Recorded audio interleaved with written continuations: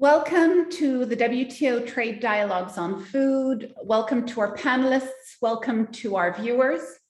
I'm Doa Abdelmotal, Senior Counselor in the WTO Agriculture and Commodities Division, and I will moderate today's discussion. In this webinar, I'll be putting two rounds of questions to our panelists as per usual practice in the Trade Dialogues on Food, after which I'll be taking questions from you, the viewers. Viewers can send questions to this webinar at dialogues@wto.org.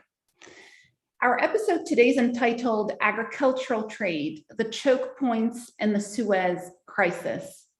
At the center of this episode is a report that was produced by Chatham House in 2017 entitled Choke Points and Vulnerabilities in Global Food Trade, which we've posted for you on the website for this dialogue for your ease of reference. The report defines choke points as critical junctures on transport routes through which exceptional volumes of trade pass. The report is back at the center of international attention today in light of ongoing political turmoil and disruptions to the food supply chain. Many of these disruptions were already foreseen by this report, and we're honored to have with us today the lead author of the report, Laura Wellesley, and contributing author Richard King, both senior research fellows at Chatham House. We're also particularly honored to be joined by His Excellency, the Egyptian Ambassador to Geneva, Mr. Ahmed Ihab Gamaleddin, who will be focusing on one of the specific choke points identified in the report, the Suez Canal. Egypt is also, of course, the world's largest wheat importing country and is seriously impacted by current events, and we will be talking about this, I'm sure, during the course of the webinar. With the help of other experts on this panel, we will try to go beyond maritime choke points to look at other types of disruptions as well. We will look at the impact of this crisis on the grain sector with the help of Arnaud Petit, the Executive Director of the International Grains Council, its impact on the logistics of food trade more broadly with the help of Jan Hoffman, Chief of the Trade Logistics Branch of UNCTAD, and we will discuss the market outlook with Inga Fechner, who is Senior Economist at ING. There's no doubt that our world has been turned upside down in just the span of 2 months, with major implications for global food security. Russia and Ukraine are amongst the top 5 global exporters of many cereals and oilseeds. This has had a tremendous impact on countries that depend on them for their food. North Africa and the Middle East import over 50% of their cereal from just the 2 countries. The conflict is also impacting fertilizer markets, which are equally vital to global food security. So let us, without further ado, explore this complex nexus of issues with our very distinguished panel. And I will start immediately with the first round of questions. Laura, as the lead author of the Choke Points report, I'd like to start with you. Many are saying that the Choke Points report feels like it was written yesterday for how timely it still is. Can you walk our viewers through the main transport routes that your report has labeled as potential choke points for food and fertilizer, explaining to us why? Sure, and thanks, Doa, for inviting me here to talk today. So in 2017, we published this report, Choke Points and Vulnerabilities in Global Food Trade, because we wanted to understand what the increasing interconnectedness and concentration in global food markets meant for the physical trade infrastructure on which those flows depend.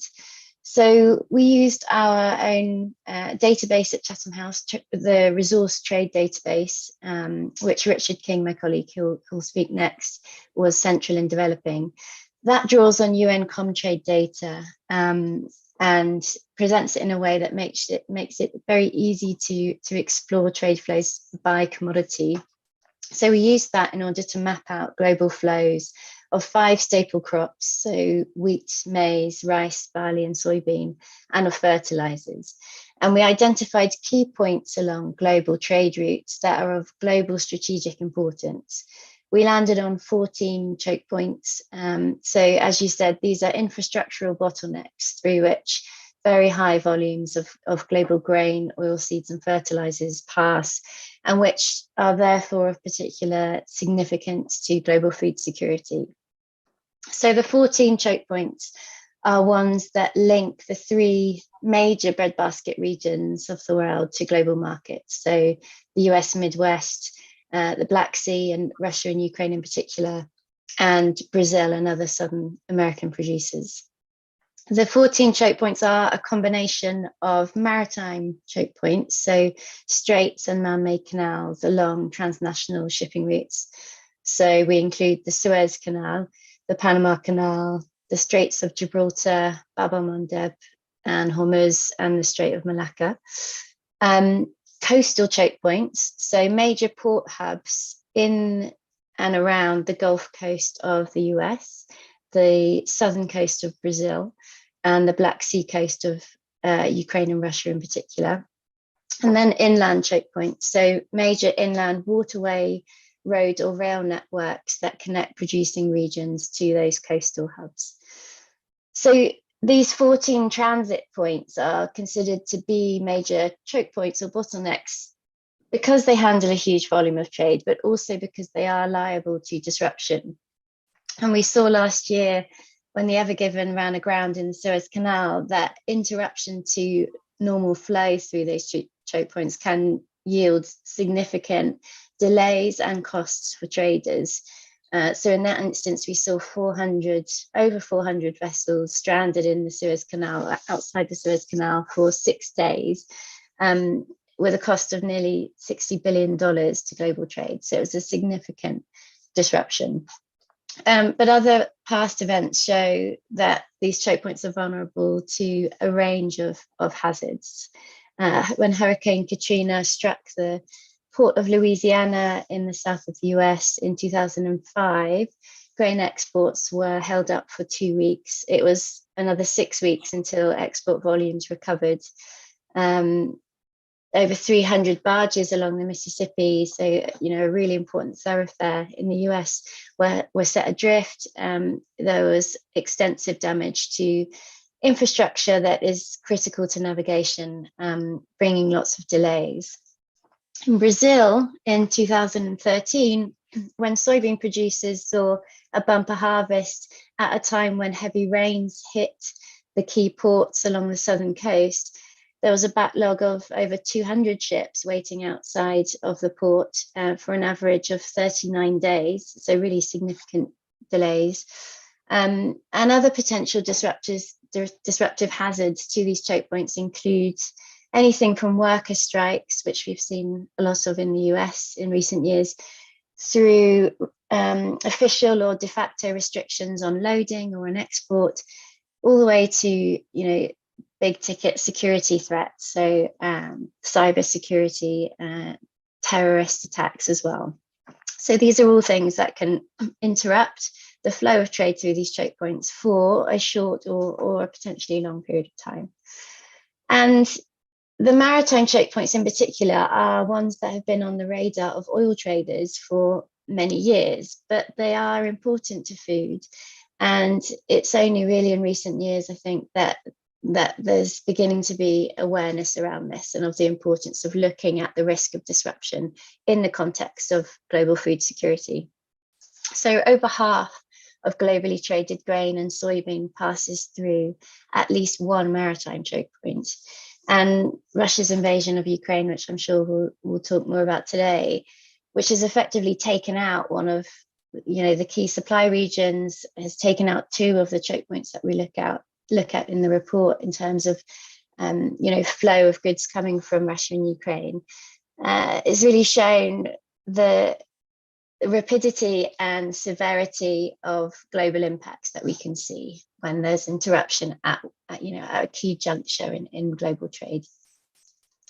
The threat in terms of food security is clearly greatest for food insecure, import dependent countries, but that the threat exists really. The impacts can be felt by any country that imports food, so really any country around the world.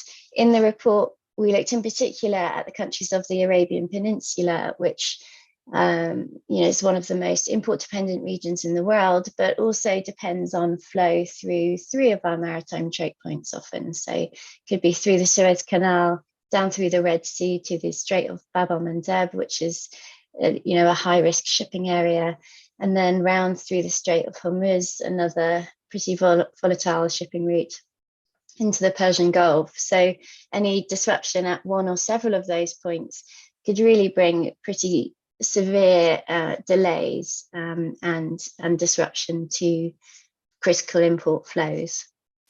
I think I'll leave it there for now. Thank you, Laura. Obviously, this is a key issue that we must all be thinking about, infrastructure bottlenecks. We tend to look at supply chains without looking at actual transportation routes.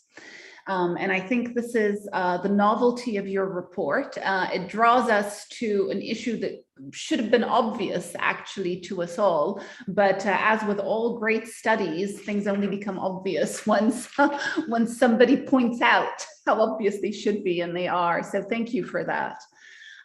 Richard, let me come to you.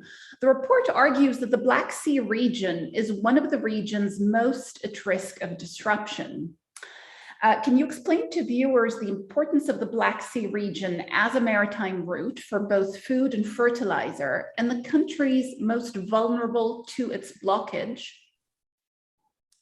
Yes, thank you, Doa. I mean, I think in terms of significance, as you were starting to outline in your introduction, the Black Sea region is one of the world's major breadbasket regions in terms of where the world receives its food from. So between them collectively, Russia and Ukraine are responsible for around 12% of global calorie exports. And even if you don't count what's exported, if you include domestic production as well, between them, they're responsible for around 5% of global calorie production. So clearly an important region. Just to kind of break that down a bit, between the two countries, and obviously there are other countries in the region as well, but between the two of them, they account for about 75% of the exports coming out of the region. So we really do focus on Ukraine and Russia particularly. So they collectively export around half of all globally traded sunflower oil and seeds, around a quarter of all traded wheat, and Russia is the largest single exporter of wheat in the world. Also very significant for barley, and between them around a sixth of traded maize and rapeseed as well. And again, as you were mentioning, Russia in particular is incredibly important to global fertilizer trade. It's the largest single exporter of fertilizers in aggregate. And even when you break that down by particular forms of fertilizer, it's a major player, whether you're looking at nitrogenous fertilizers or potassic fertilizers in particular. And I think the other thing to say is the region is growing in terms of its importance, in terms of its share of exports. So looking back at the period which we looked at in the report, between the turn of the century and 2015, sort of collective agri-food exports out of the region rose from a share of around 2% to around 15%. So certainly was on the up, or potentially still is on the up in terms of global significance. Then moving to sort of dependence, who does it matter for? I mean, Turkey, China, Egypt, as I'm sure the ambassador can speak to, are all rely on the region for around 20 to 25% of all of their agri-food imports. But beyond that, many low-income food imports dependent countries are particularly directly reliant on the Black Sea region. That's particularly true for wheat in the Middle East and North Africa region, but also in sub-Saharan Africa and also in Asia. And as Laura was starting to talk about, I mean, it's important to say that for those countries where the produce is going east, they're also then dependent not just on the Black Sea, but then getting the produce out the Turkish Straits, through the Suez Canal, down through the Strait of Bab el-Mandeb. So it really is sort of one in a key chain of potential risk areas. But just in terms of those countries, Somalia and Benin in particular, reliant on the region for 100% of their cereal imports. And then, of course, it's not just the direct dependence on the importers that are directly reliant, as we're clearly seeing at the moment. There's clearly a price impact as well. So these impacts are transmitted through global price markets as well. And global food prices now are the highest that we've seen since records began in around 1990 by the FAO index. So clearly a significant impact. And then just finally to kind of talk about what are some of the risks and what some of the infrastructure. Well, I mean, obviously it's clear what the risk is at the moment, what the issue is at the moment. But before the current conflict, the sort of two main aspects of the infrastructure in the region are the inland railways and the ports. And in both instances, there's been a sort of chronic lack of investment in transport infrastructure in recent years, which has really kind of made the expansion of the region's importance less viable. So in terms of the railways, around 60% of the wheat exports coming out of the region are dependent on the rail network, which has really been sort of suffering from a chronic lack of underinvestment. Although that sort of pales in comparison to the current situation, because obviously the rail connections between Ukraine and Russia are currently being destroyed, partly as a result of sort of Ukraine to sort of sabotage Russian incursion via railways, but also obviously Russian attacks as well. And then obviously in terms of the ports, at the moment, all of Ukraine's ports are now closed. So even if you are able to get produce from the fields, getting them out of the country is going to be highly challenging over the next sort of planting season and harvesting season. And even in the sort of Russian ports, which are currently still open, I mean, the Black Sea region is now sort of incredibly high risk in terms of insurance premiums, so that obviously contributes to prices. There's questions about sanctions and embargoes of countries wanting to deal with Russia writ large, even if there is a food security imperative. And finally, just to say, I mean, obviously before the current conflict, this was one of the more volatile regions that we looked at from all manner of regions. So conflict has clearly been an issue. Obviously, the Crimea incursion has been going on since 2014. But also in terms of the other risks, sort of in terms of climate risks, in terms of trade restrictions, this has also been a region that's been subject to sort of lots of red flags. So, as I've said, many of those may sort of pale in comparison to what we're witnessing now, but it's sort of been an area of concern for quite some time. Thank you very much for that, Richard. So obviously a hugely important region for global food security that had raised lots of red flags even before the current conflict, with a chronic lack of investment in infrastructure, as you say, and of course, a region that's now subject to major disruption and very high insurance premiums. Thank you for that. Moving on, Ambassador Gemeleddin, the Suez Canal is obviously extremely important to global trade. 70% of wheat exports from Russia, Ukraine, Kazakhstan must pass through the Turkish Straits. 40% of those must continue on through both the Suez Canal and the Strait of Bab el-Mandeb to reach the Indian Ocean and destinations beyond. What were the lessons learned by Egypt and the international community from the 6-day obstruction of the Suez Canal in early 2021? Thank you very much, Dua, for ably organizing this meeting and for giving me the opportunity to be with this distinguished group of speakers. I will speak on, divide my intervention into three. First, I will explain the importance of the Suez Canal which is, as you know, is considered one of the most significant waterways in the world, and it plays an important role in the global trade. It is about 193 kilometers long, a maritime artery, and through it transits 12% of the global seaborne trade, including 1 million barrels of oil and 8% of the liquefied natural gas per day. In 2021, we had 20,640 vessels transiting through the canal, and figures in the first quarter of 2022 show an increasing trend, reaching 80 vessels per day. That said, the Suez Canal contributes to global food security through facilitating the transit of vessels carrying food, live animals, and grains like wheat, which is vastly grown in countries overlooking the Black Sea region and in Europe, and is traded with markets in Asia and Africa. In 2021, the Suez Canal attracted 15.7% of global seaborne grain trade at a total of 83.5 million tons. Now I will address the success in managing the refloating of the evergreen ship.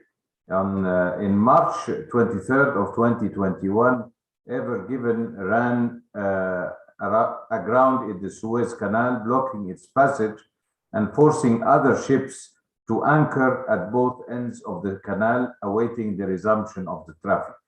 According to the German insurer Allianz, the blockage was estimated to cost global trade up to $10 billion, reducing annual trade by 0.4% each week, and increasing the cost of trade for vessels depending on the canal by 47%. The Suez Canal Authority successfully refloated Ever Given on the 29th of March, depending on innovative national capabilities, and traffic was resumed. The fact that none of the waiting 422 vessels opted to take an alternative route for 6 days testifies to the canal's importance to global trade and its competitiveness compared to alternative routes.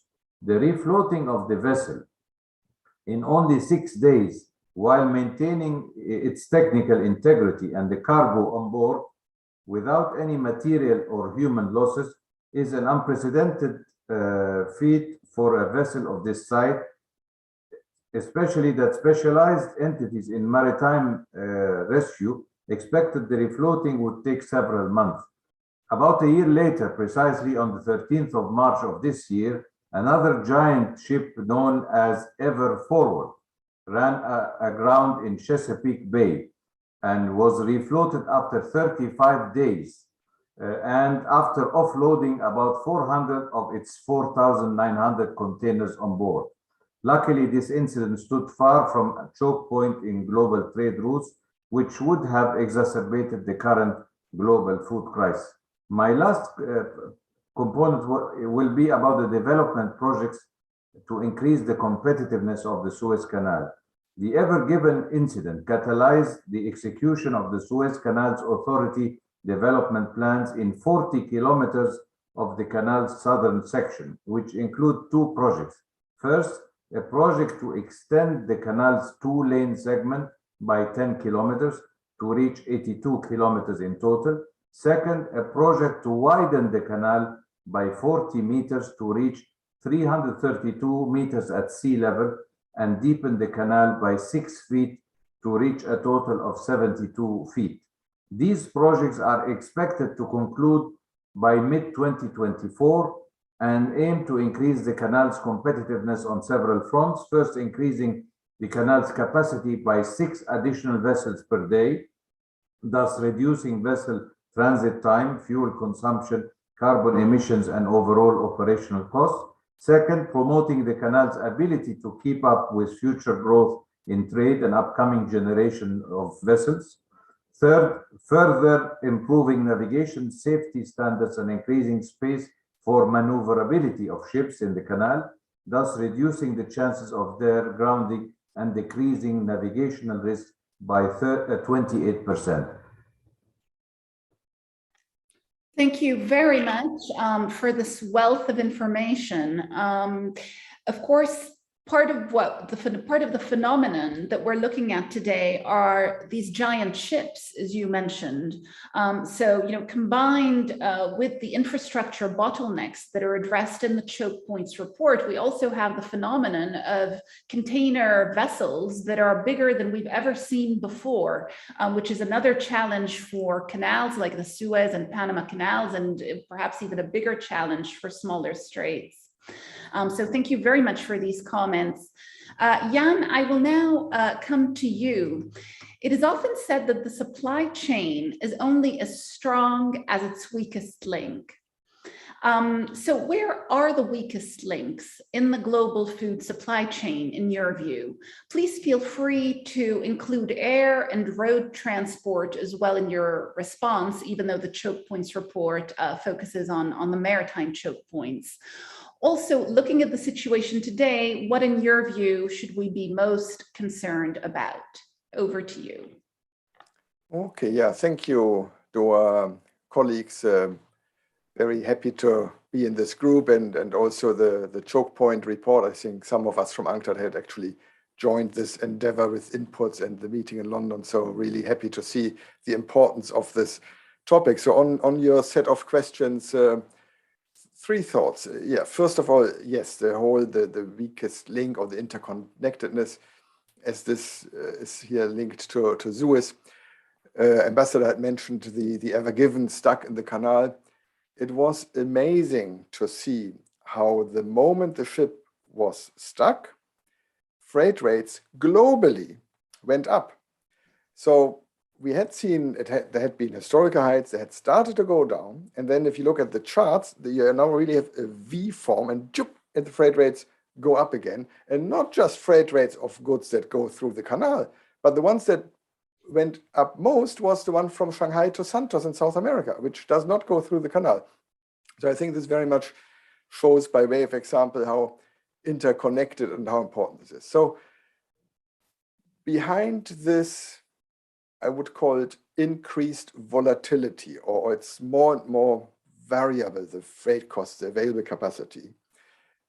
And I hope I'm not becoming here too technical, but two fundamental trends behind this are a shift towards higher fixed costs and lower variable costs. So in the long term, if everything is fine, costs go down. It is cheap, like these huge ships have tremendous economies of scale, are very energy efficient and so on. But the moment you reach a capacity limit, the supply curve becomes very steep. Linked to this is another trend over the years. We don't have global data, but we have, for example, in the United States, within logistics expenditure, in 1980, there was more expenditure on inventory holding in the United States than on transport. I repeat, 1980, more payment for inventory holding, the insurance, depreciation, capital costs, and so on and so forth, warehousing, than transport. Today, there's twice as much expenditure on transport in the United States logistics than on inventory holding. And overall, this is good news. So it has been good news. It means we are more efficient. Ships spend less time in port. Trade efficient cross-border for all types of goods has become better. More this famous just-in-time delivery. But all this links to being more vulnerable. No? And some numbers here. As we speak, 20% of the container ships of the world are waiting in front of seaports as we speak. Lots right now in front of China, Los Angeles, New York. The latest UNCTAD data we have on the time ships spent in port, they have gone up by almost 20%, 19.6%. The median is higher end of last year compared to pre-COVID. So ships spend 20% more time in port. They go slow. So all this, and I'm sorry again, that's the economist thinking and speaking, means this very steep supply curve has moved to the left, 20% to the left. And that means freight rates go through the roof. It's more volatile. So third point, you asked me like long-term concerns and what are we worried about? And Richard also said maybe some of the things we are seeing, they would pale in front of big future challenges. The biggest challenge and transition for shipping, transport, but mostly here talking about shipping, is the energy transition, the decarbonization. Could go on hours about this topic, but in a nutshell, our concern is that the uncertainty that exists today about what technology, what energy, what carbon price, what regulatory framework we will face leads to the owners, the investors, the shipping companies to wait, to delay investments, to also go slower because that's the easiest way to reduce emissions.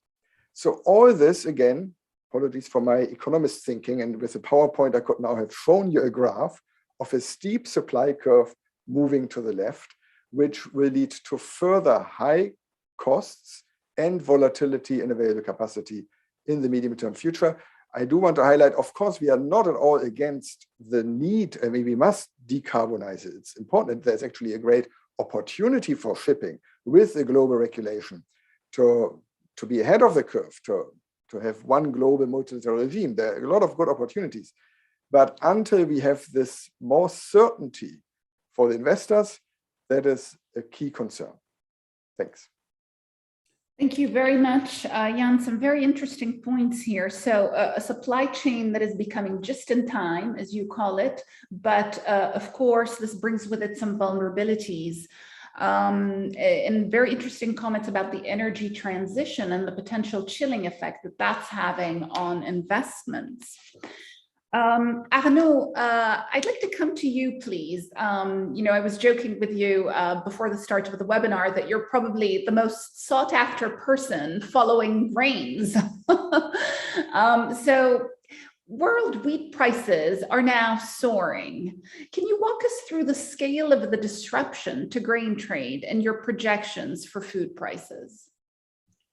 Thank you, Doha, for having IGC in this panel discussion.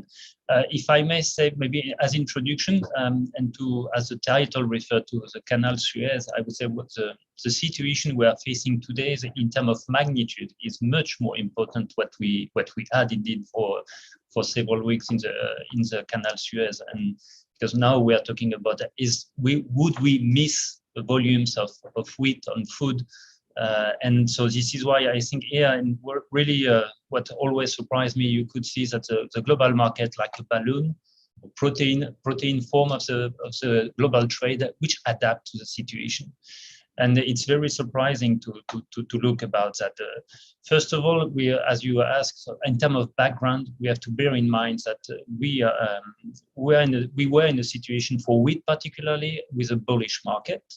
For two reasons. First of all, we had less production in North America to the drought in EU in terms of quality of wheat, and also in Russia. So we were in a situation where we were already, I would say, not necessarily in the best situation to go into the market, the marketing year. And the second thing is also the level of stocks. If you look globally, the level of stocks, it seems to be reasonable. But if you look particularly for the main exporters, the 8 countries which are, I would say, providing more than 80% of the global trade, indeed the level of stocks are going down and down. And that's the situation. We know we need minimum 3 good years of harvest in those countries to replenish the stock. So that's the situation. First of all, we start with a degraded situation, if I may say so. The second point now is about the reverberations of the prices. We're seeing tremendous increase of the prices, and particularly on wheat. And the reverberation is very different in regions. For example, in EU, the price of wheat in the bread sell on the bakery, it's about 3 to 4%. So definitively, you can see the impact for the consumers is totally different in comparison to developing countries where the wheat represents 30 to 40% of the bread sell on those countries. So definitively for the consumers, you see here, first of all, a different impact. The second impact is also about the value chain. We refer a lot about transportation of grains, but we have to bear in mind in some countries, and particularly Turkey, is a country which processes a lot of wheat in flour and then exported to Middle East.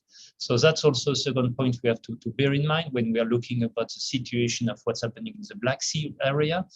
Turkey was a really strong provider of flowers, but also pasta to Middle East and Asian countries. So that's really something also important to look at, and may have an increase of food in those countries. And the third impact, I would say, is countries which would need to change originations, but don't have necessarily a flexible access to the financial market, or don't have access to a financial tool to protect against price volatility. It could be the case, for example, of Bangladesh. That's a country with an average 3 to 4 million ton import of wheat. And if they have to change, because they were reliant on the Black Sea area, that's another cost for those countries. So definitively, the reverberation of price is very different. In terms of forecast 22-23, we will publish this afternoon our first forecast for 22-23. We are still expecting a level of production more or less the same level of last year. So that means we are not necessarily decreasing the expectation, but the consumption will continue to grow. That means we will leave a bit on the stocks. So that means we will go and, as Jan referred to, the volatility and the price elasticity. That means we will face more volatility on price on wheat.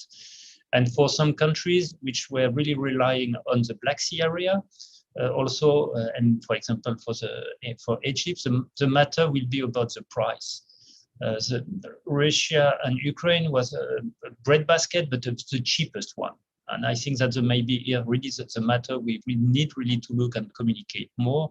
It was the cheapest breadbasket, and now it's those countries like Egypt would need to go to other alternatives, where the price of wheat is much more higher.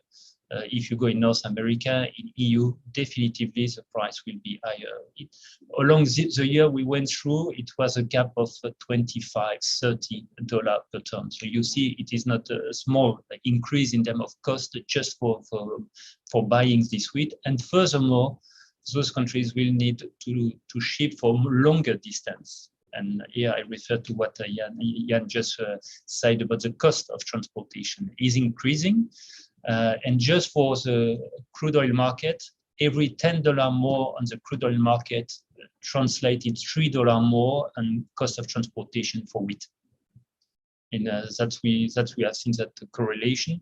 And so that's really something to bear in mind, that the cost of transportation will be another factor which will increase the cost of food for many countries, and particularly for North African region, where they will need not only EU, but to look for other originations, could be North America, if we have a very good harvest at the end, and also India. But I think that's we still need to look about the forecast and weather, and to really ensure that we don't have climate risk or event, I would say, in the future, which would hamper the forecast. Thank you, Doa. Thank you very much for this excellent overview. It's interesting to know that we went into this crisis with an already difficult situation, as you called it, a degraded situation. But that the level of wheat that we have today is still okay. However, what we're witnessing is a major market reorganization, volatility, stocks, prices, longer distances, and so on. So a lot of elements here. Inga, let me come to you. ING was optimistic about the rebound of international trade at the outset of 2022. Of course, the world has now changed. ING now argues that the Russia-Ukraine crisis will reshape supply chains and flatten world trade. Can you elaborate on this? Thank you very much, Doa.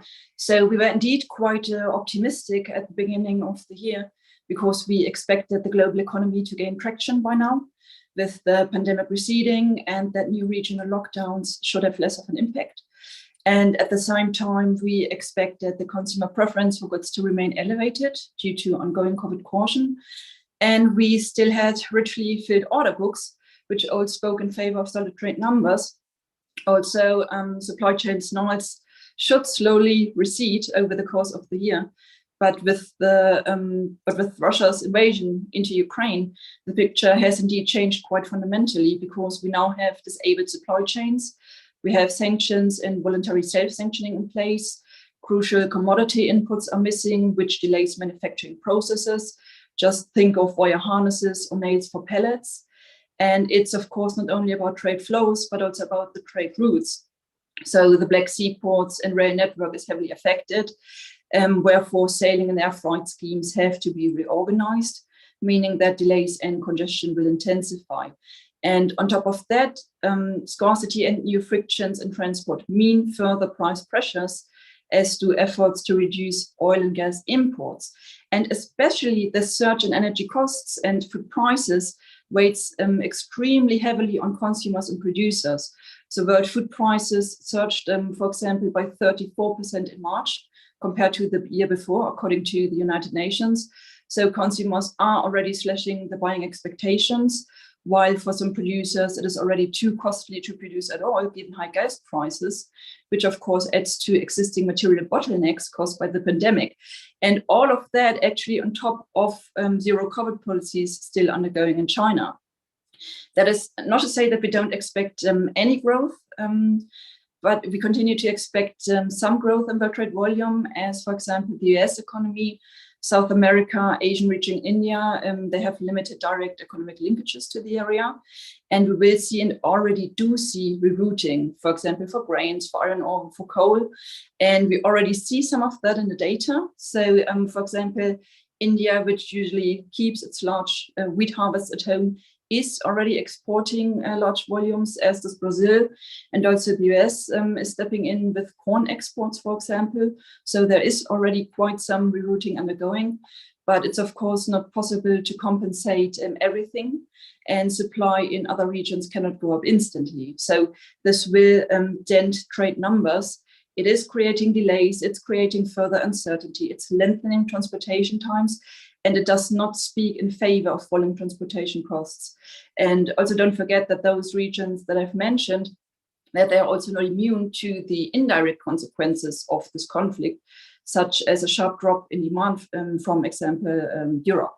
So trade growth might indeed flatten this year, especially if the war drags on. But regardless of the exact number, we think that trade flows will indeed be significantly reshaped by countries sourcing alternatives for commodities. And contrary to supply chain frictions in the wake of the pandemic, the supply chain distortions due to the war in Ukraine will possibly be permanent, because all supply chain frictions of the last 2 years, be it container prices, be it logistical issues or production drops in microchips, they will at some point in time be resolved. But the supply chains hit by the war are unlikely to return to normal. So we think that logistical routes will be rerouted, and that countries who have sanctioned Russia will probably replace those former imports permanently. Well, a lot to digest in that. Thank you very much, Inga. Permanent distortions and permanent changes in trade relationships. And thank you very much for bringing up COVID, because with the current crisis, we tend to, forget about COVID, but in fact, it is raging in certain parts of the world. And it is raging, as we know, also in Shanghai, which is a city that's tremendously important to global trade. So thank you for that. I will now move to the second round of questions. And after that, I will open to questions from viewers. Laura, I'll come back to you. Having studied the choke points, what in your view are the urgent actions that must be taken at the international level to mitigate choke point risk? And is there a role for trade policy in particular? Yeah, thanks, Doa. I mean, in our report, we outlined a number of areas for action that should be addressed urgently. But maybe if I just highlight a couple that are particularly relevant to this discussion and to the current situation, I guess the first would be to really redouble efforts to enhance confidence, transparency, and predictability in global trade.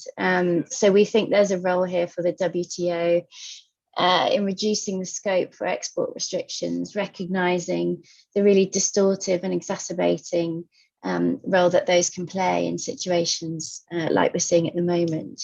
but also a need to bolster the role of the Agricultural Market Information System, AMIS, set up in the wake of the last food price crisis, which has been playing an important role in ensuring transparency and mitigating against distortive trade measures, but which could be doing more. More resources and more support could allow for monitoring of choke point risk within their remit and allow for a bolstering of the political role played by the Rapid Response Forum in times of crisis like this. So bringing policymakers together in important exporting countries to commit to keeping trade flowing, to commit to knowledge sharing and information sharing. And I think, that recommendation that we made in 2017 still stands true today. Another area would be to mainstream choke point risk monitoring into security planning. One of the recommendations we put forward in the report was for the identification of critical food security corridors by the UN. And I think the really horrendous situation in Ukraine with the bombing of humanitarian corridors has shown the importance of this and the importance of being able to guarantee safe passage for the delivery of aid. It could be, a way of encouraging and facilitating memoranda of understanding between littoral states around maritime choke points, for example, to keep trade flowing in times of crisis, but also for countries where there are kind of globally important inland or coastal choke points to ensure that aid shipments are allowed to continue moving. And it's similar to something being proposed by the UN Global Crisis Response Group now in this context, that countries exempt World Food Programme purchases and exports from their export restrictions. So something that could really help to ease the impact on the most vulnerable populations around the world. And another area to highlight, I think, is the need to invest in infrastructure that is resilient and that is future-proof. So, we've all on this call talked about underinvestment in transport infrastructure. Jan's pointed out that spending has gone up, but we're still seeing kind of crippling underinvestment in terms of maintenance of the canal system and lock system in the US, for example, railways and roads in Ukraine and Black Sea and in South America. These are things that aren't, politically exciting. They're not big new infrastructure projects that can generate, a huge amount of publicity, but they're crucially important to keeping the flow of trade going. And will become increasingly important as the impacts of climate change worsen. So heat waves, droughts, extreme rainfall, these are things that can really undermine the integrity of transport infrastructure in a way that can lead to global ramifications. So prioritizing investment in existing infrastructure is crucial, but so is diversifying the transport infrastructure on which we depend. So where there's a heavy dependence in countries on a particular modality, for example, on rail or road, encouraging investment in waterways where that's possible. In the case of Ukraine, in terms of if we can think of a post-conflict world, post-conflict recovery, investing in port infrastructure and railroads that are fit for the future, but also investing in alternative ports, the modernization and expansion of other ports around the Black Sea to ease the pressure on port cities that we've seen are vulnerable to disruption and are really important to food security around the world. Thank you for that, Laura. So a lot of the measures that you've mentioned on the WTO side on export restrictions and the humanitarian exemption for the World Food Programme are measures that WTO members will be looking at very closely at our next ministerial conference in June. So let us remain hopeful that we might achieve some resolution there. And your comments on infrastructure and the need to, of course, make our infrastructure more resilient are very well noted, in particular in light of climate change and rising sea level. We have to ensure that our ports can continue to function. Moving on, Richard, you developed the Chatham House Food Security Dashboard. Can you tell us how that dashboard works and what it tells us today about the global food security situation?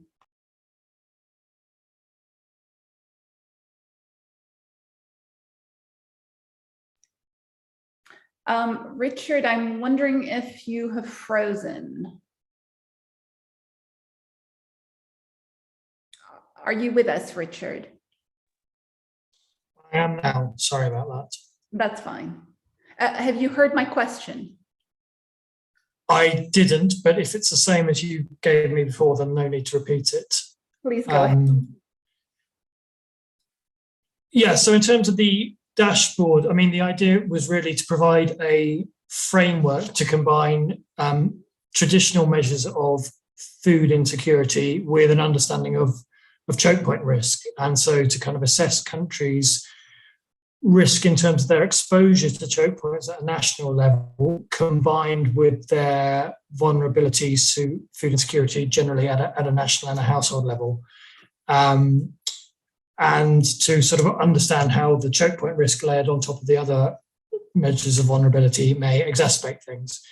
I think it's important to say that the idea is not to produce a kind of composite indicator, because obviously these different measures of vulnerability and exposure demand different responses, and it's complex, and sort of one composite indicator would sort of belie the complexity of response required.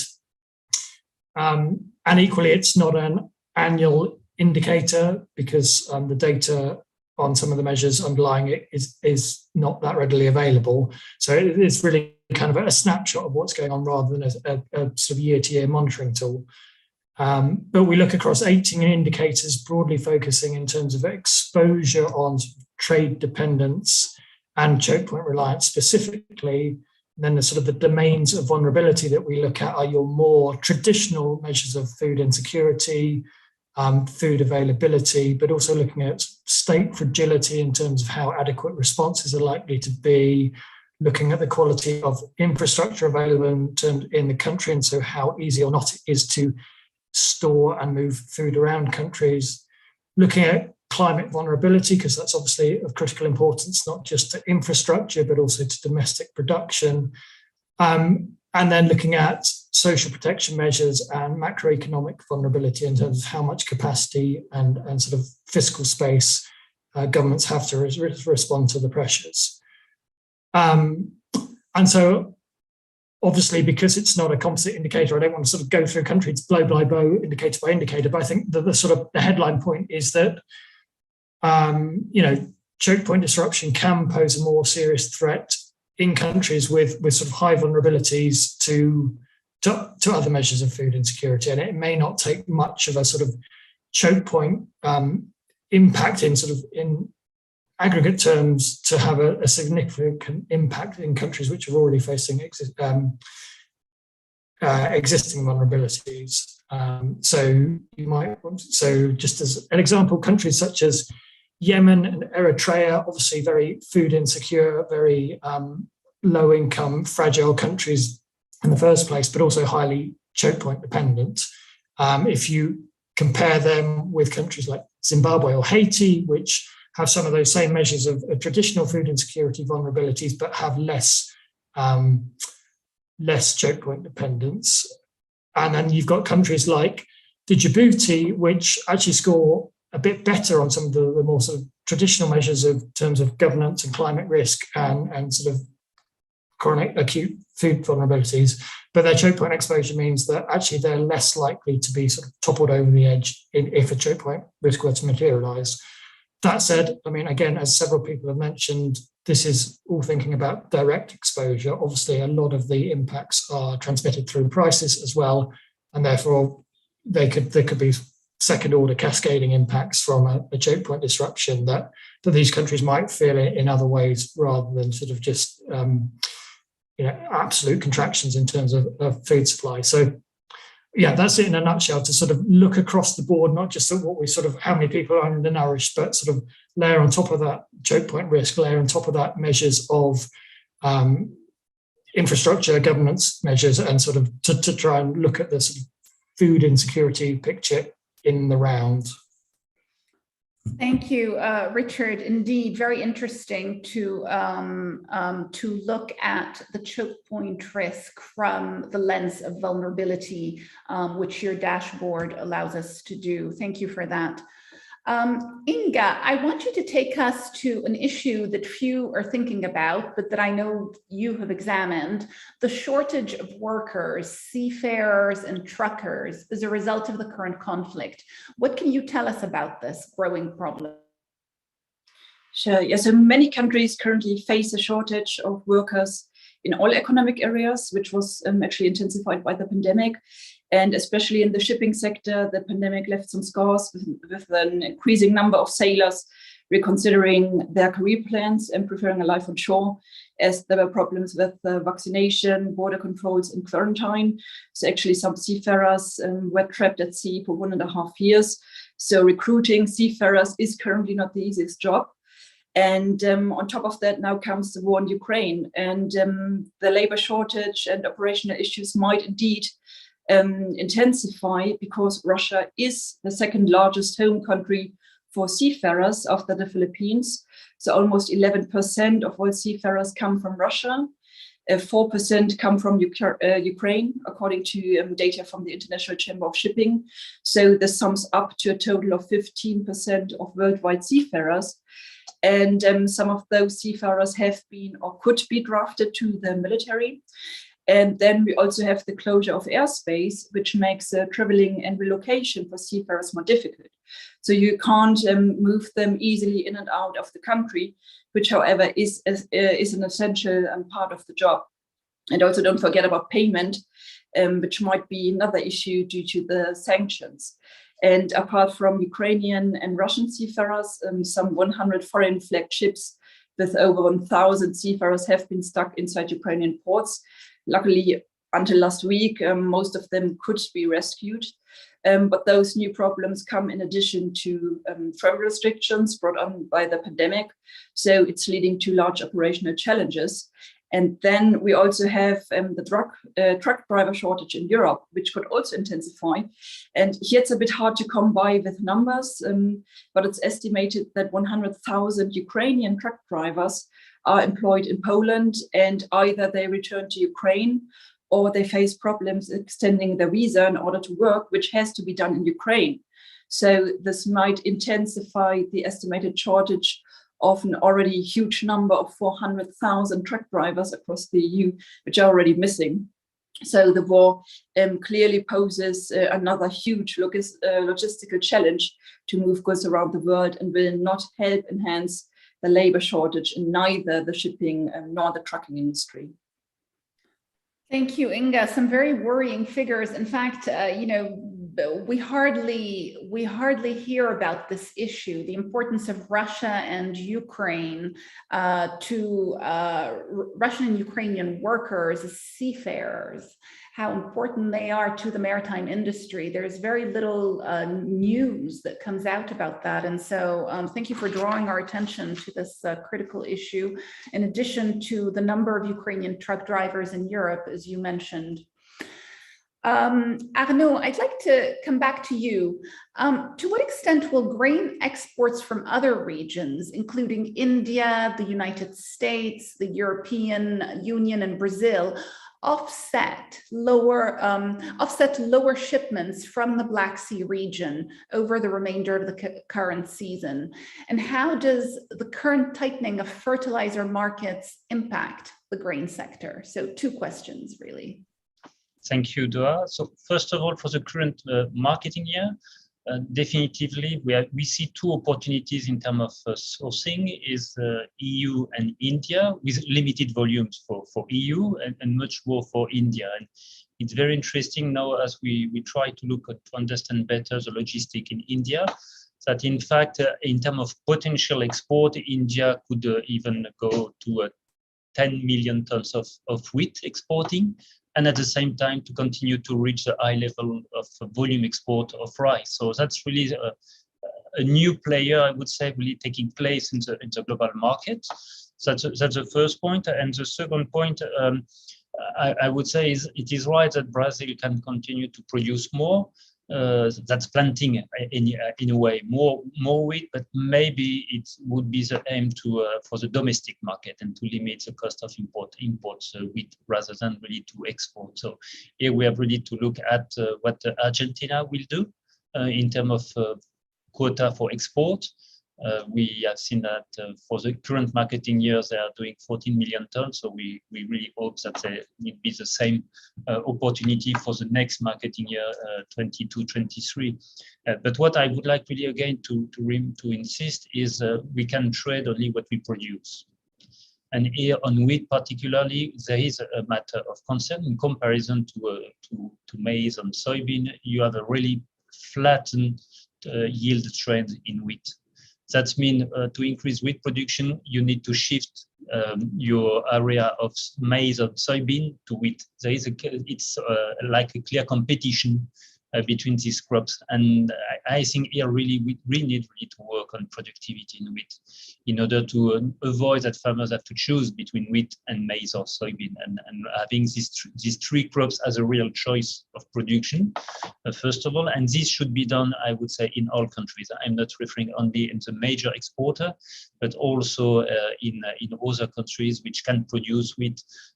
We see the level of wheat is below 3 million tons per hectare, and the average is around 3.5.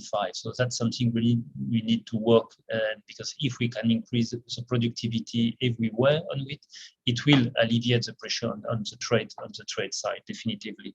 And the last point about fertilizer, as you refer to in your question, definitively fertilizer is a driver for the volumes, but also for the quality in wheat. And I think it's important to bear in mind that when you put your fertilizer, and if you put in the right way, that means you increase the percentage of proteins in the wheat, which is a quality for the milling industry. So it's really a criteria to access the market for the milling industry. And this is why the fertilizer is also important on these very tight markets, the milling wheat, as I referred to. So that's really something to look for this. But I would say here, we might have some margin of maneuver, and particularly for developed countries like EU, about recycling manure. You know that in the EU there is some project.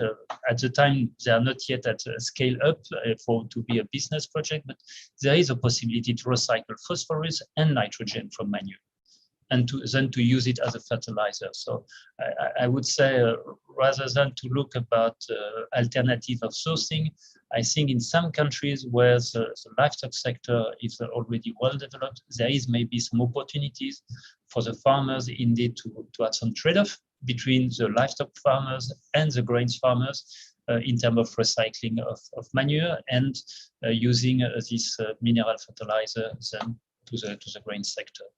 So definitively, there is some solutions to develop in the future here. So that's maybe the main point I wanted to address in your question. Thank you. Thank you very much for this. So indeed, we must look at higher yields for wheat. You know, it's very interesting to hear you talk about the quality of wheat, because of course, given how taken up we are by the current crisis, nobody's talking about quality anymore. The emphasis is just on finding wheat.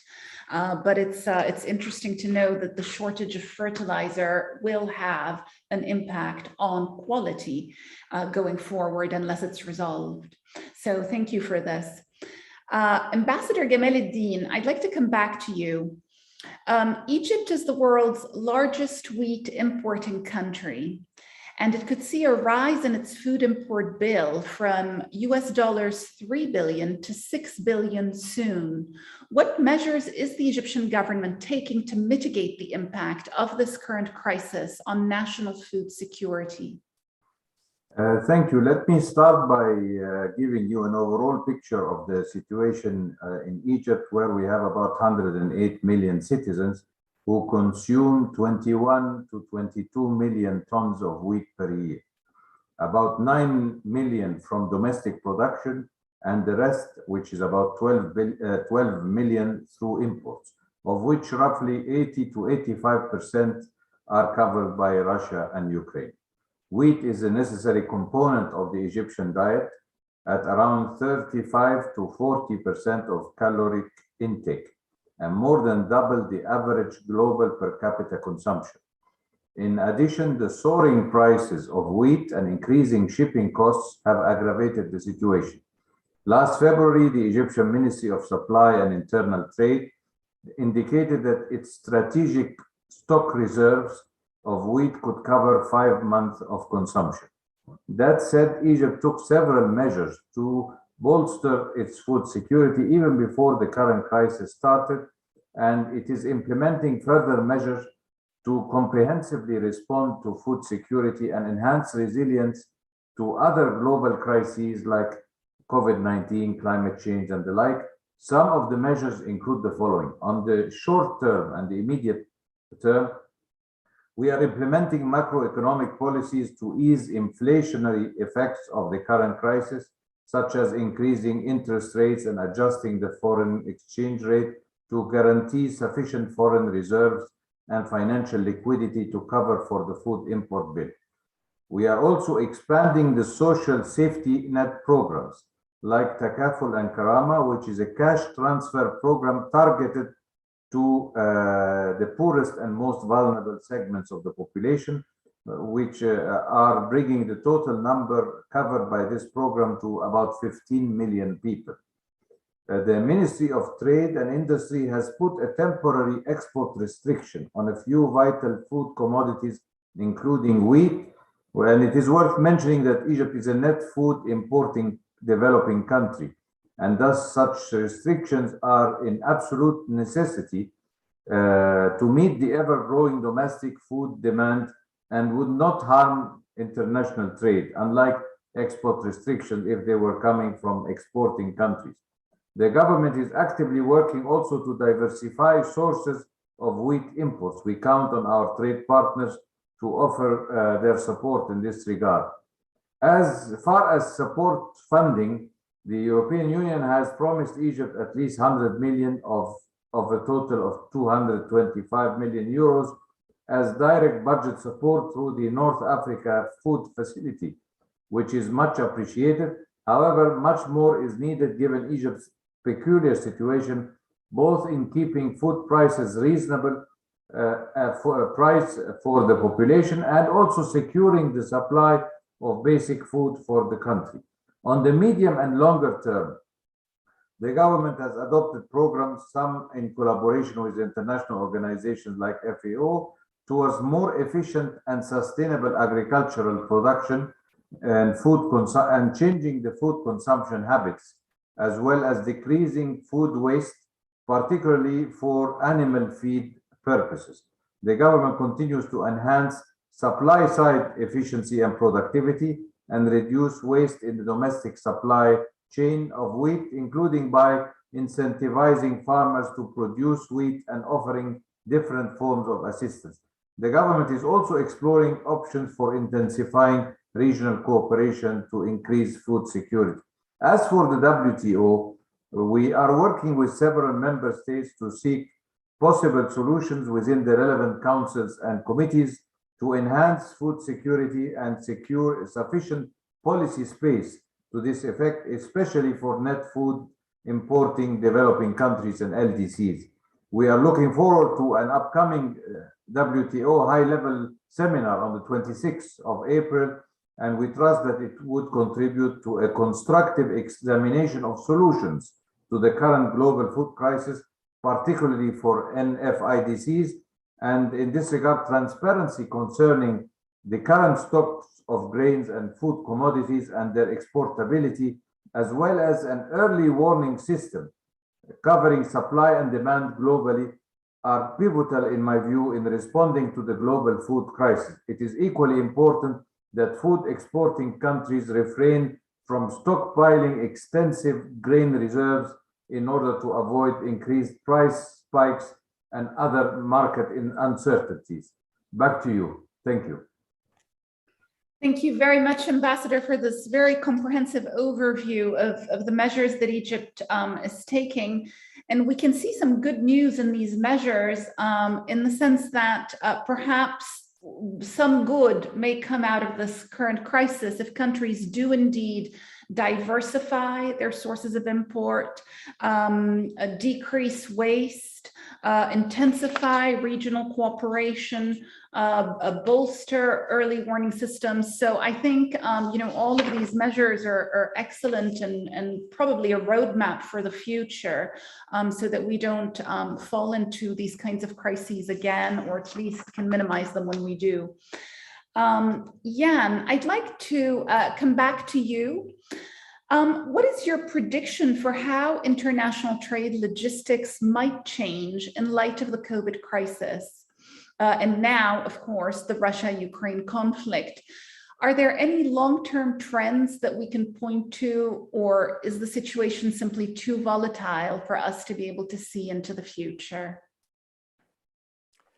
Yeah, thank you. That's a tough question. Again, like three thoughts in response. First, yes, it is complicated. Actually, UNCTAD is, as we speak, leading a UN-wide effort under Guterres, under the UNSG, about food security, energy, finance, and the impacts of the current crisis, especially the war in Ukraine, on these issues, especially for developing countries. So we are putting a lot of effort, a lot of research, and the more you look into it, there's a danger you no longer see the forest, you only see many different trees. For example, food prices. So there's now less volume of food being produced, less volume being transported. Normally, standard demand supply, you would think, okay, now the freight rates should go down. But no, they actually go up because the replacement comes from further away and you need actually more transport capacity, also on different ship sizes. That just shows it is really bad news, also from the transport side. Second, solutions. And I'm afraid they have been said, all of you, colleagues, friends, it's the previous underinvestment in infrastructure. It is about trade facilitation. A lot of the solutions that we have been promoting for decades have become more to the forefront during COVID, and we have had a surge in demand for our customs automation programs, single windows, pre-arrival processing, digitalization, e-payments. All these solutions are actually more in demand, and to some extent, to say something positive here, there has been more progress. Now I'm talking about the COVID, the pandemic, whereas in the past, many of our members they were reluctant to move from paper to digital.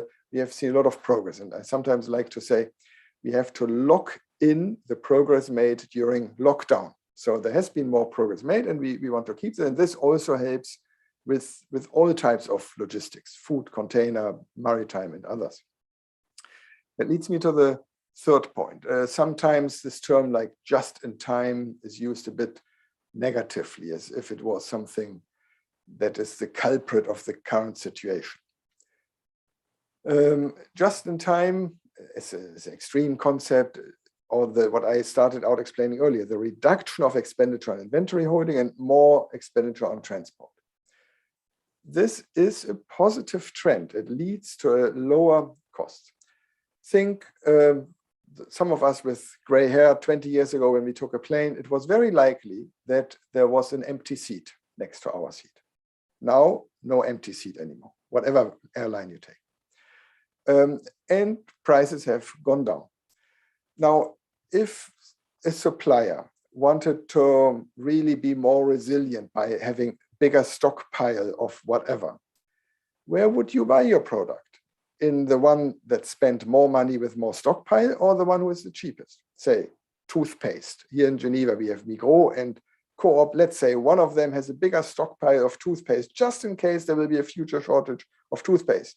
But the other one is like me go invest in stockpile coop. No. Where do you buy it? You buy it where it's cheaper. You may still in your home have 1 or 2 spare toothpaste. Yeah?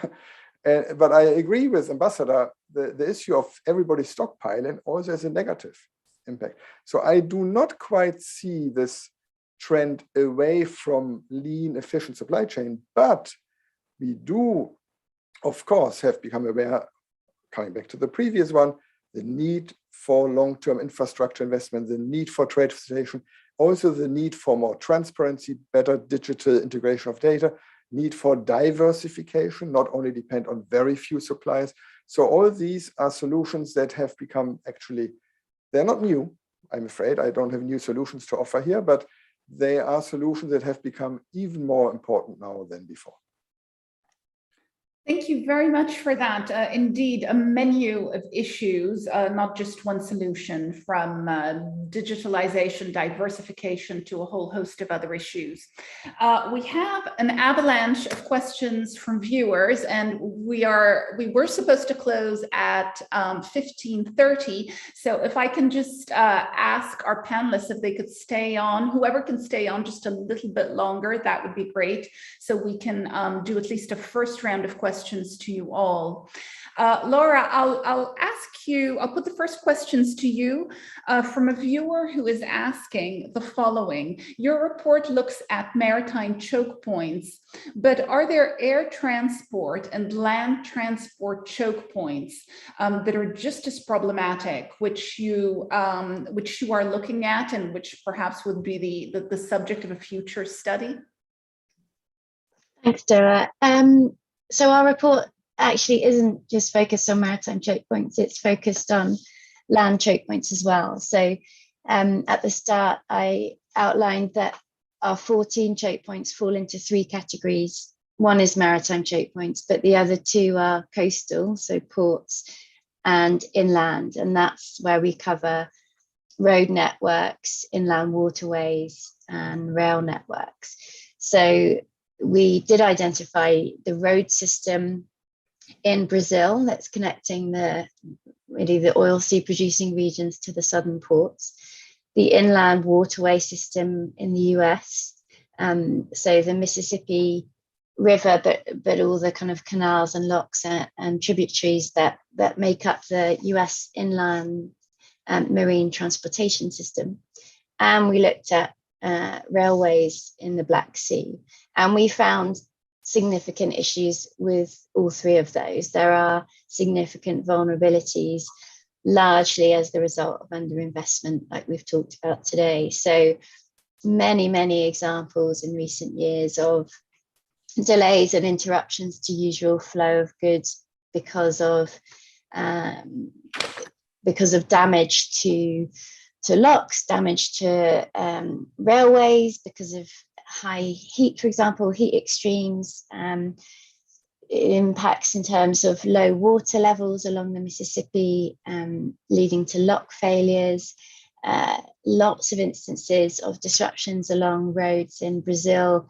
They're very vulnerable to rainfall, to extremes in rainfall and landslides.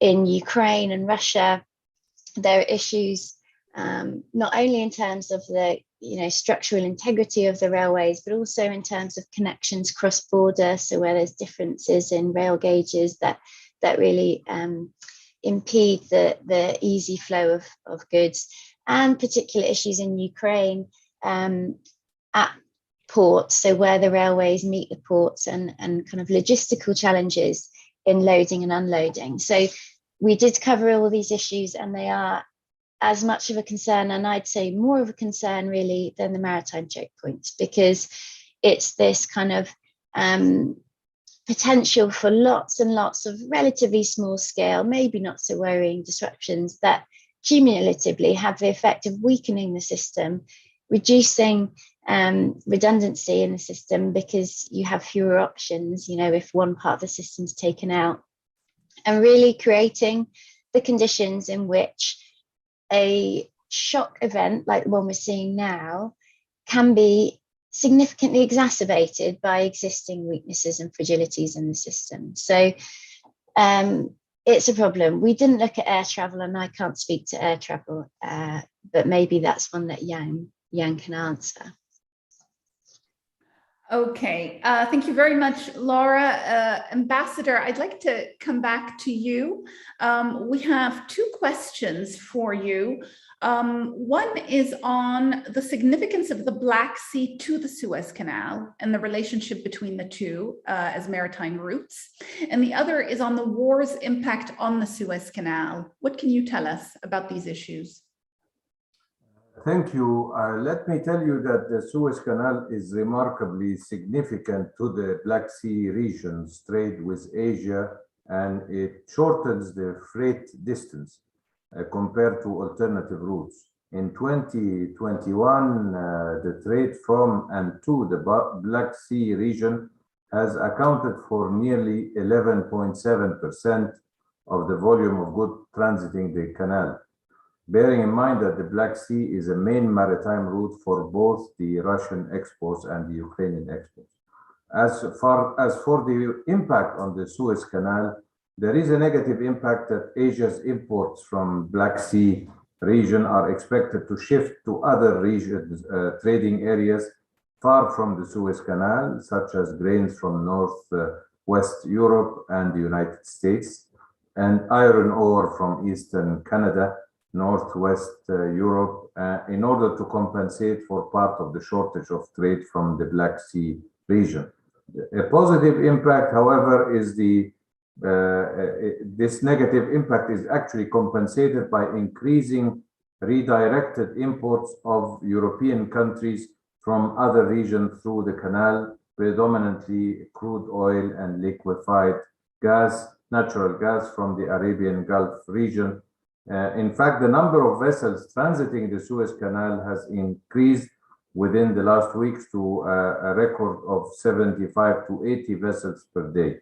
Much of this success is owed to the marketing policies implemented by the Suez Canal Authority and its efforts for economic development and the growth of in added value industries in regions that depend on the Suez Canal and the continued traction of the Suez Canal economic zone. Back to you.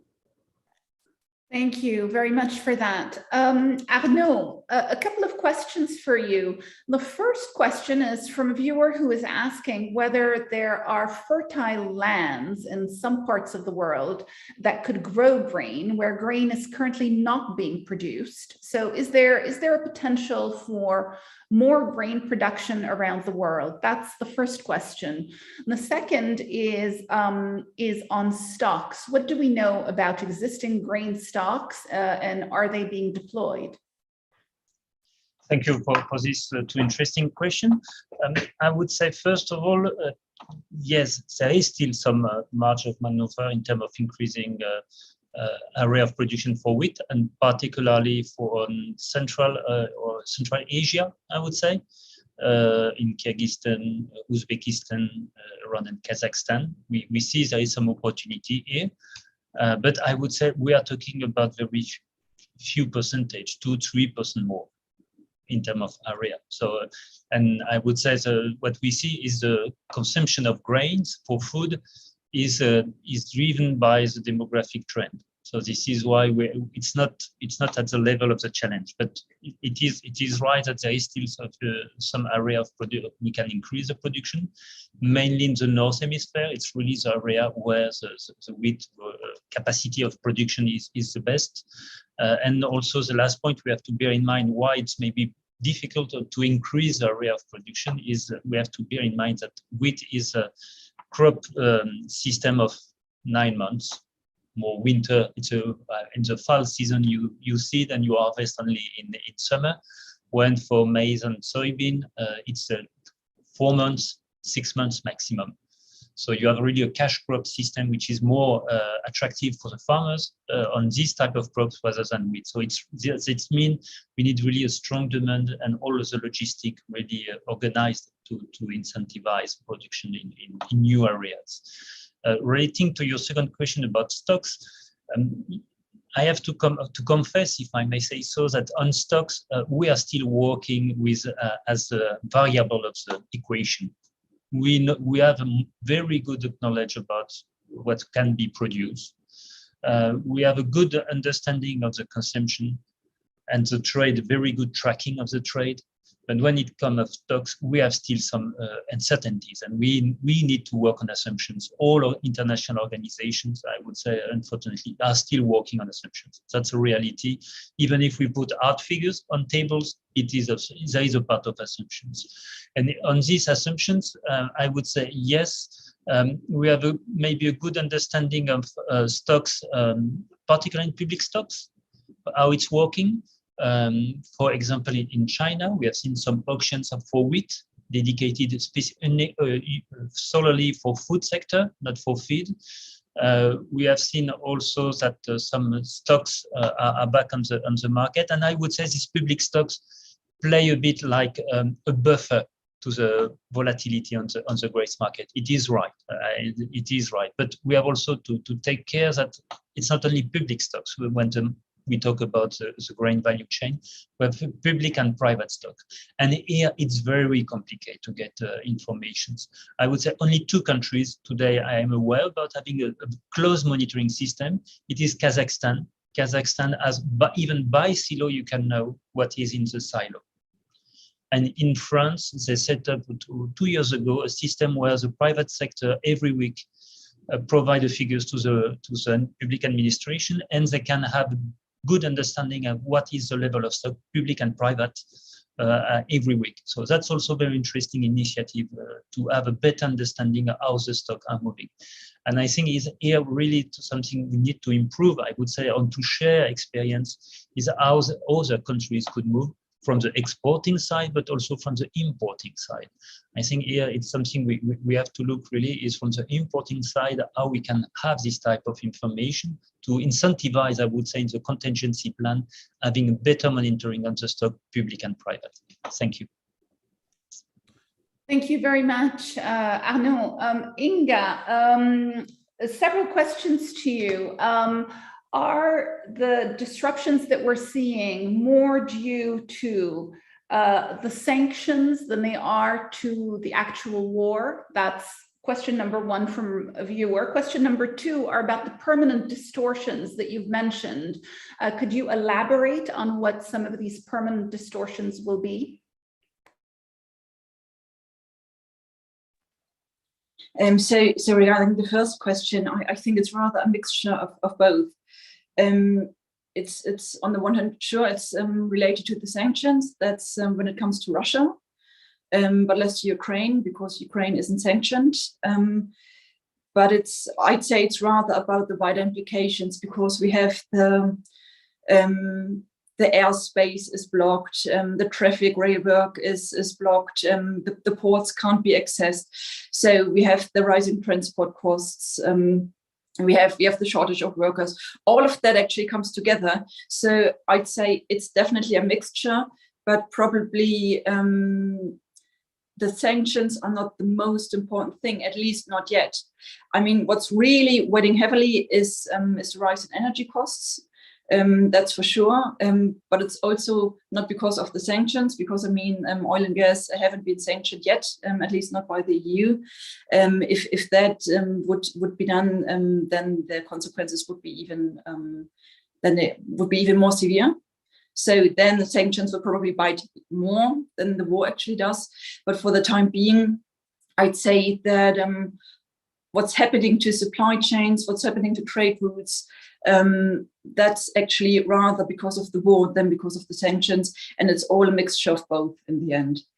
And regarding the second question, permanent distortions, we think indeed that the Western countries and that the countries who sanction Russia, that they will replace the imports coming from Russia, that they replace them permanently. So the EU is currently looking for alternatives regarding oil, regarding gas.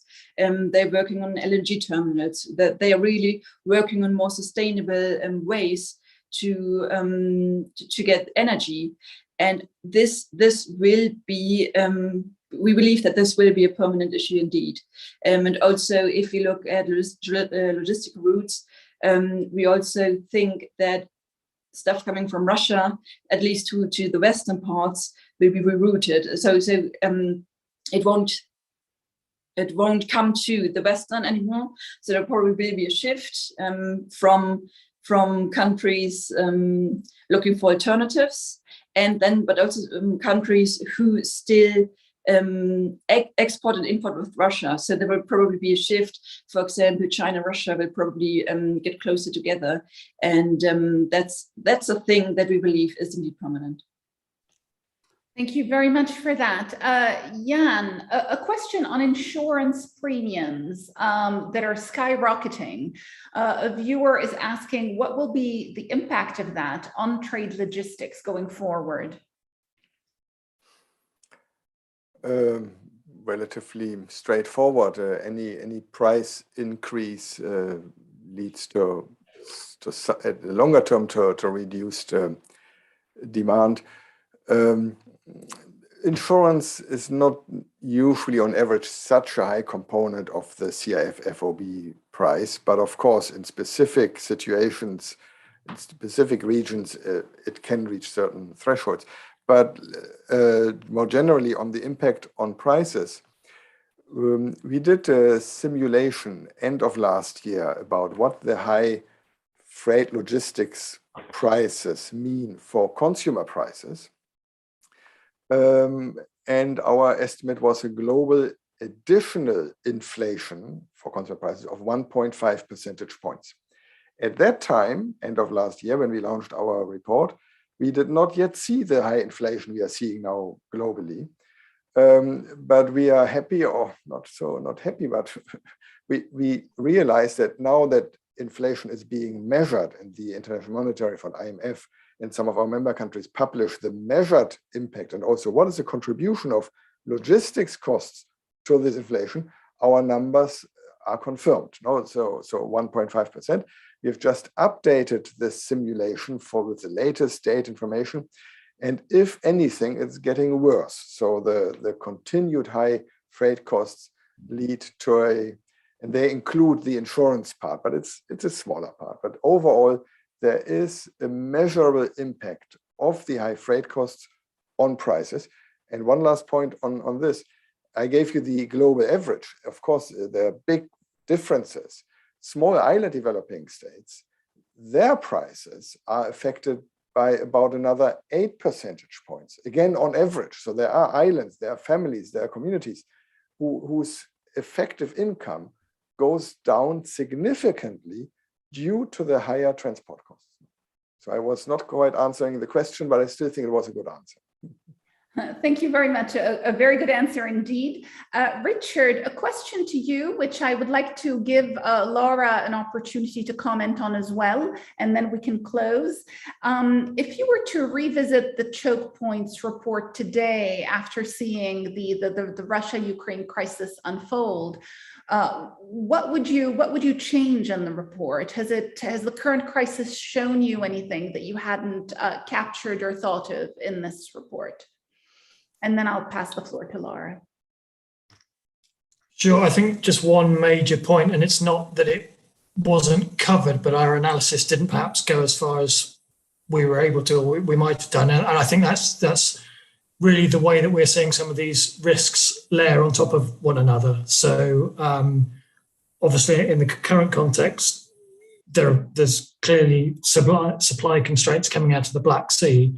But if that were to be coupled with a climate affected harvest in Latin America or in the US Midwest, or if there was some sort of infrastructural blockage to other choke points, I think it's where you see the intersection of sort of different risks kind of bubbling up, coinciding, cascading, and sort of some of those second, third, fourth order risks that we really need, especially in the context of climate change, to start really concerning ourselves. So we're not just kind of picking off one or two issues, but actually thinking about how the system interacts. And to that end, we are actually doing some analysis with a consortium in the EU looking at sort of how choke point risks coincides with climate risk, both in terms of how climate risk may be exacerbating some of these choke point shocks themselves. So, there's discussion around some of the climate drivers behind the Suez event and whether sort of anomalous weather conditions created that dust storm, which led to that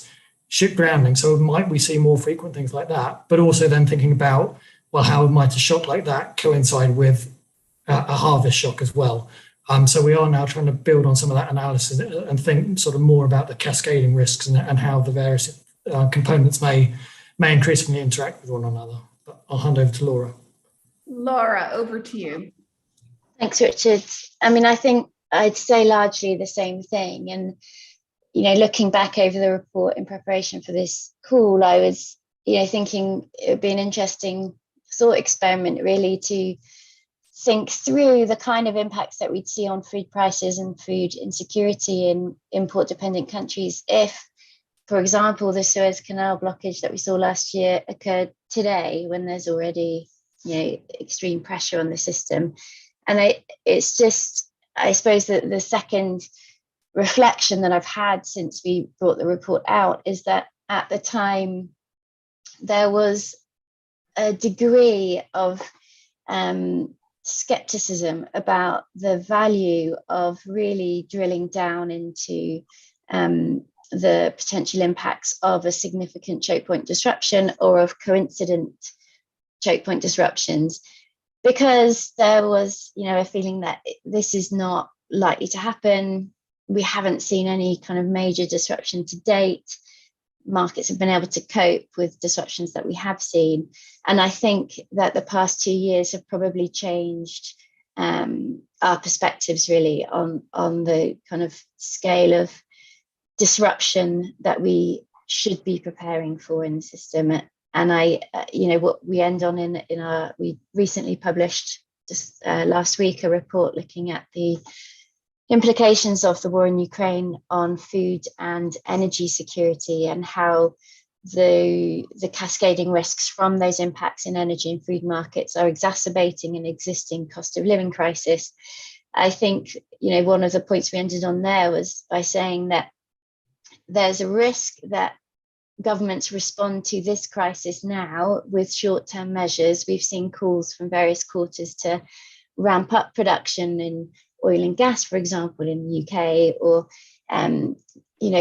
start planting on spaces that have been protected for nature within environmental sustainability strategies. And there are potentially huge costs associated with that kind of short-termist thinking. So I guess I just end on saying that we absolutely think that it's important to consider the potential for these risks, to recognize that relatively small scale risks or localized disruptions can have large global implications, and to get serious about building resilience into the system, given that we're likely to see increasing disruption, continued price volatility, future supply disruptions in the wake of climate change and its impacts. Thank you very much, Laura, for this. And let's hope that we do not see multiple crises all in one time, although, we've just come out of the COVID crisis, which hasn't finished yet. And here we are in a second crisis. So perhaps indeed looking at overlapping crises is something that might be useful given what's happening in the world today.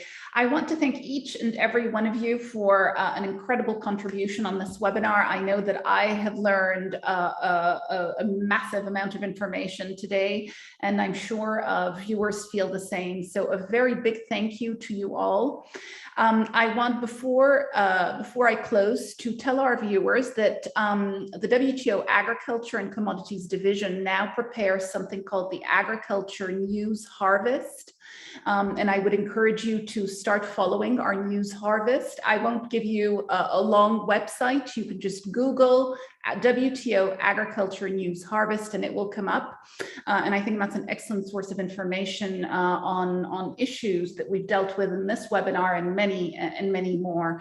So thank you very much to our panelists, and we will stay in touch. Very grateful for your contributions. Goodbye. Thank you all.